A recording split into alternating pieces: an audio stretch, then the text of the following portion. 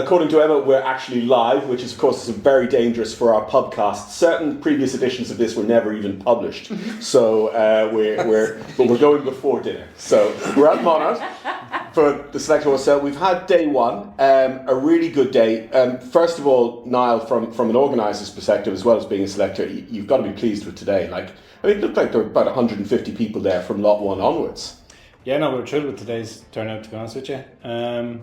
It's always kind of apprehensive come 8 o'clock in the morning and seeing if car parks are going to fill or not going to fill, or if vendors are being kept busy and going. But no, and usually kind of come lot one, lot two, we're still trying to drag potential buyers that are outside looking in for it. But not today. Today was, people were foaming at the mouth. They were raring to go and in there ready to see him. But no, look, it's interesting. It's a horse sale in Ireland in November, so we've got a tail end of a storm to deal with. I mean, there's nothing more exciting than 100 3-year-olds in temporary stables with 60, 70 mile an hour winds out there. But yeah, it's a challenge. It's been a great day. My team has been unbelievable as usual, and I think we've had a very successful day one.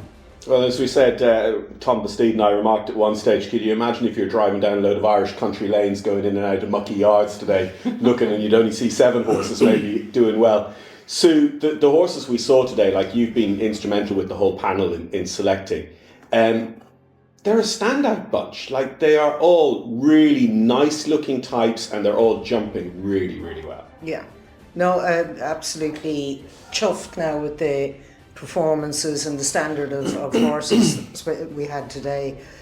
We were all looking for the same type. We want athletic. They've got to be athletic. They've got to be light in their paces, have a good walk, trot, canter, jump well, good temperament, as much as we can see on a viewing day. Just really delighted with their performances today. It's a really big, day out for, you forget they're 3, they're children, they're babies. They've never seen anything like this before. So I think they overall have coped very, very well. You could see 1 or 2 horses maybe just didn't perform as well as they maybe did on the viewing day, but they're changing as well. They're growing a little bit and their balance changes, and so they got to catch up with themselves a bit. So I wouldn't condemn anything that wasn't outstanding today, because every horse is just looked fabulous. But for the people buying them, certainly for the people producing them, these 3-year-olds, it's their world championship basically at the end of the year to come and be ready for this, to move on to their next job. Polly, over the last few years we've seen you guys have tended to select some exciting new stallions that we sort of start to see come through, like HHS Cornet or Helios, a plot blue horse that's been standing over here. And once again, there's a couple of young stallions that you've selected more than one from in some cases. Yeah, it's been an interesting day for me. I've seen a few that we haven't had before. That's their first crop. And Another Pleasure, I really like the look of his offspring. They were beautiful, elegant. Like just exactly reiterating what Sue said, they had every asset that you'd want looking for in a very good event horse. Another one that really stood out to me was HSS, I think I've got that right, Socko Blue, which I thought another very nice, stamps the horses beautifully. Castle, Field, Kingston, I like that type of one. These are all new, we haven't had them. This is the first year we've had them this year, and they would be just 3. We've had Canterex as well, which is Bill bought the one last year, and I thought he stamps them a beautiful stamp as well. So it's exciting to see when you get the new stallions coming through and what they do, and we've got the old originals and they're all there, and we've got some amazing breeding in there, even for jumping, that are also showing that they can produce event horses now. And so it's very exciting. I'm very excited about a few coming forwards tomorrow. Day 1 has been brilliant, and I'm even more excited about day 2. Cantorex was the sire of last year's top lot, Shannondale Pharaoh. We've got a full sister in the sale again this year, and another couple closely related as well. Another Cantorex out of a different mare from Shannondale as well that we saw today. Probably more coming tomorrow. Bill, you've taken horses out of this sale and gone to the top. You just had Tom Tom at Poe 5-star. Just talk to me a tiny bit about that next step of the journey once you get one home from here, and maybe the kind of things when you're putting your buyer hat on, are looking for. Yeah. I mean, everyone does it differently, but I tend to not put much pressure on them as 4-year-olds. I get them home and just give them quite an easy year and just tootle about with them a bit. So like the one I bought, the Shenandoah Canter X horse, he'll do a good bit next year, and he's in work now and broken in and riding. So, it's a long project, but I think the people that come to this sale, maybe for the first time, don't realise how it can be a really enjoyable journey. I know from conversations with people that have come back, they put their toe in a few years ago, and they said, we really enjoyed the process of buying that 3-year-old and producing it. And let's be clear, most of us can't afford the ridden ones if they're really talented, because there's so many people after 4 and 5 and 6-year-olds that are going and doing things. And so it does give you we've said it many times, it does give you the option to get that unproven horse that's showing stuff but not realising its full potential, and you get to develop that. Yeah. And as a rider and as someone that enjoys producing, that is the fun of it. You've got untapped potential, and you can develop that potential. Yeah.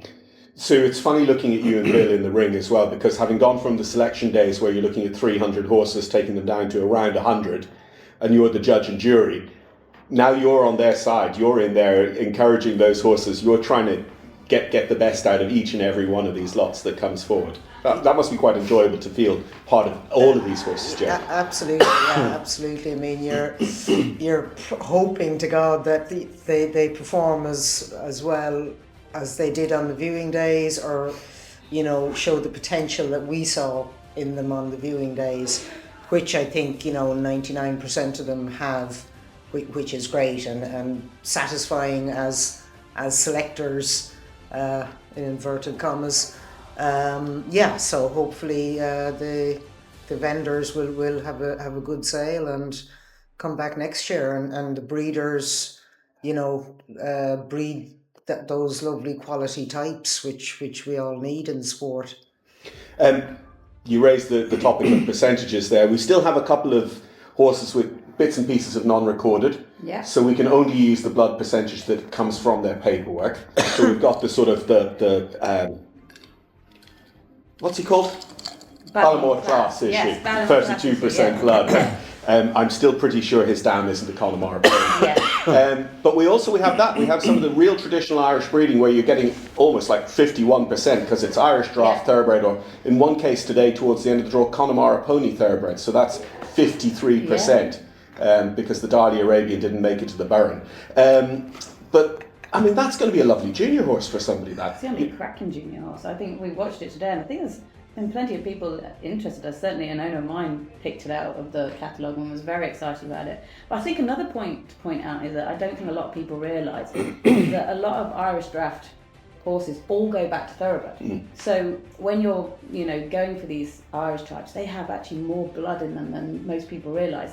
An Irish draft is a very good endurance horse, and like I say, all their backlines go back to blood horses. Yeah, and I suppose one of the things that you're asking for from a thoroughbred is that never give up, that heart, which just because a continental warm blood tots up to 44%, it's not quite the same. I said blood is as blood does. Yeah. Niall, talking us through, we've got another 60 odd horses tomorrow. The auction is actually already underway. We've got bids in for about 10% of the lots that went through today, closing Wednesday night from 7:30 onwards, etc., etc. Yep. So hopefully we have as good a day tomorrow as we have today.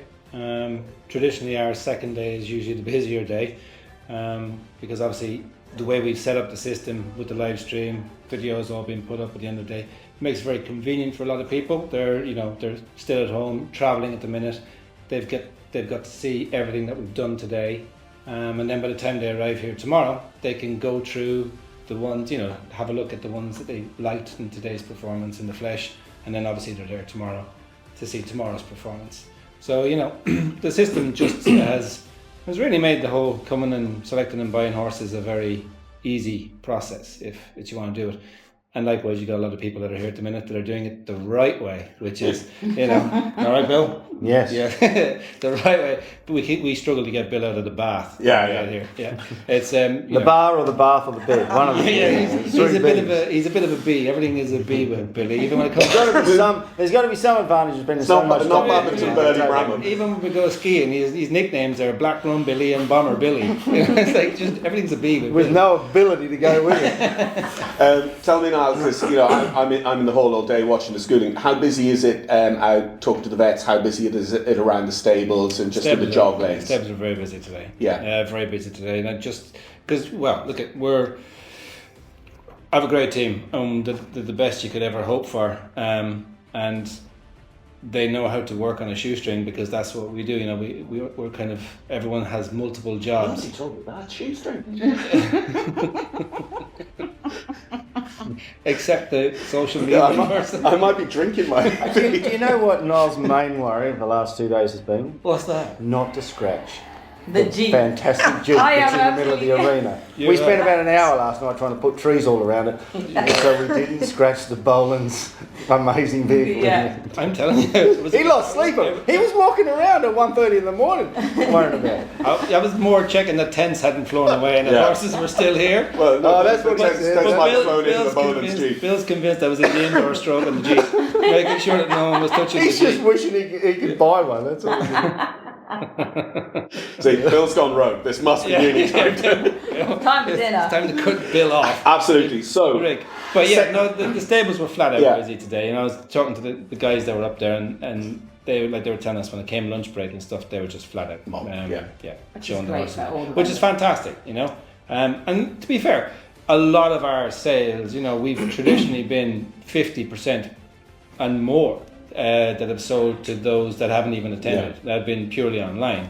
So it's great to see that a lot of people have chosen to come this year and actually press the flesh and come and see it and experience it. Yeah. Because it's fun. It's a lovely experience. Apart from when the November Irish weather, which makes it a bit interesting. Wow. So there's a couple of people out there now today who definitely looked far too tanned to be from Mayo or anywhere like that out there. It was grand soft day, thank you. So day 2, 10 a.m. tomorrow morning for the second showcase. The live stream will go live. Also, those horses auctions opens from 10 a.m. tomorrow morning. Bids are already in on day 1, so they close from 7:30 onwards on Wednesday night. And don't forget the online auction. 1, you need to register. Don't wait until the last few seconds and then find that you haven't registered and you miss your horse. And also, if somebody does snipe at your price in the last few minutes, the time extends as well. So you can get into a little bit of a bidding war, but you won't run out of time as long as you're still engaged with the horse or horses you are after. And then the same again on Thursday night for the day 2 horses. So just about 100 going through the ring here at Monart. We hope you'll either tune in or indeed join us tomorrow.